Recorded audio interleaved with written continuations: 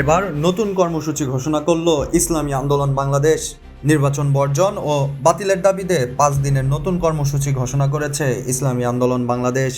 গেল মঙ্গলবার রাজধানীর পুরানা পল্টনের ইসলামী আন্দোলন বাংলাদেশের কার্যালয়ে কেন্দ্রীয় কমিটির এক সভায় এসব কর্মসূচি ঘোষণা করা হয়।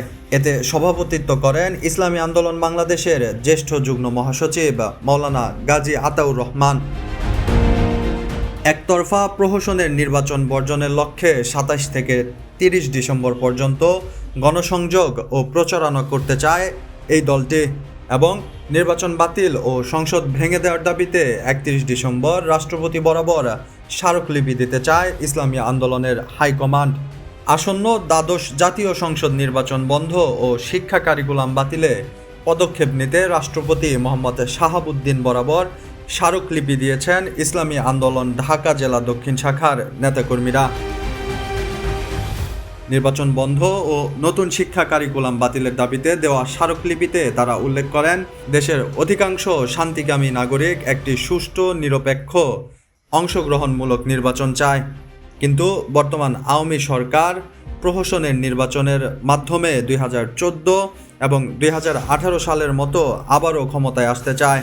আগামী 7 জানুয়ারি এমনই একতরফা প্রহসনের নির্বাচন আয়োজনের অপরিণামদর্শী প্রস্তুতি চলছে। এতে আরও বলা হয়, দেশের অভিভাবক হিসেবে আপনার দায়িত্ব দেশকে অনিবার্য বিপর্যয় থেকে রক্ষা করা। এজন্য আপনার কাছে আমরা শান্তিপ্রিয় দেশবাসীর পক্ষ থেকে বিনীতভাবে দাবি জানাচ্ছি, আপনি 7 জানুয়ারি ঘোষিত একতরফা প্রহসনের নির্বাচন বন্ধের কার্যকর উদ্যোগ গ্রহণ করুন। একই সঙ্গে সব রাজনৈতিক দলের অংশগ্রহণে একটি সুষ্ঠু ও নিরপেক্ষ জাতীয় নির্বাচনের পরিবেশ তৈরি করুন। স্মারকলিপিতে শিক্ষানীতি সম্পর্কে বলা হয়, বর্তমান শিক্ষা মন্ত্রণালয় কর্তৃক প্রণীত শিক্ষা কারিকুলাম 2021-এ এদেশে যুগ যুগ ধরে চলে আসা প্রচলিত ধর্মীয় মূল্যবোধ ও নৈতিকতাকে চরমভাবে উপেক্ষা করা হয়েছে, যা শিক্ষানীতি 2010-এর উদ্দেশ্য ও লক্ষ্যের বিপরীত।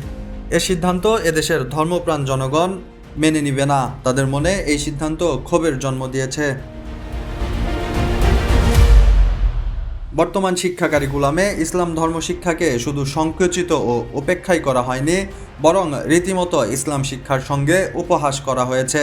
কেননা ইসলাম ধর্ম শিক্ষাসহ বাংলা সাহিত্য, ইতিহাস, সমাজবিজ্ঞান পাঠে ইসলামী আকিদা সংক্রান্ত বিষয়সমূহ যেমন সংকুচিত করা হয়েছে, অপরদিকে ইসলামী আকিদা বিরোধী বিভিন্ন বিষয় ও পরিভাষার অনুপ্রবেশ ঘটানো হয়েছে।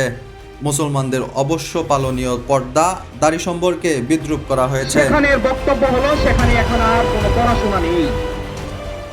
এতে আরও বলা হয়, অন্যদিকে ইসলামের মৌলিক শিক্ষা বিরোধী ও অপ্রমাণিত ভ্রান্ত ডারউইনের বিবর্তনবাদ বিভিন্ন ক্লাসের পাঠ্যপুস্তকে সংযোজন করা হয়েছে, অথচ এটি পৃথিবীর বিভিন্ন দেশে এরই মধ্যে পরিত্যাজ্য হিসেবে ঘোষণা হয়েছে।